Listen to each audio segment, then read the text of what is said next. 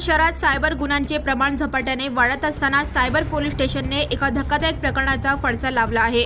जीवनसाथी ॲपवर स्वतःचा बनावट बायोडाटा तयार करून अविवाहित मुलींना लग्नाचे आमिष दाखवणाऱ्या आणि पोलीस उपनिरीक्षक PSI नकली करून लाखोंची फसवणूक करणाऱ्या वैभव दीपक नारकर वय 31 वर्षे राहणार मुंबई याला सोलापूर शहर सायबर पोलिसांनी मुंबईतून शिताफीने अटक केली आहे। या प्रकरणात आतापर्यंत 7 ते 8 मुलींसह 40 ते 50 तरुणींची मोठ्या प्रमाणात फसवणूक झाल्याची तपासात उघड झाली आहे। आरोपी वैभव नारकरने जीवनसाथी ॲपवर स्वतःची खरी ओळख लपवली होती। तो स्वतःला अविवाहित PSI सांगून बनावट बायोडाटा, मुंबईतील खोटा पत्ता आणि PSI वर्दीत काढलेला फोटो पाठवत असे। यामुळे फिर्यादी मुली आणि तिच्या कुटुंबियांचा विश्वास संपादन करून तो मुंबई पोलीस खात्यात उच्च पदावर कार्यरत असल्याचे भासवत असे।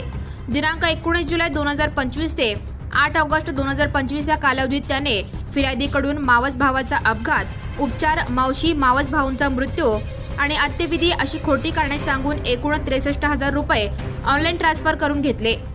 अशाच पद्धतीने महाराष्ट्रातील मुंबई व इतर जिल्ह्यात 7 ते 8 मुलींची फसवणूक केली असल्याचे चौकशीत कबूल झाले।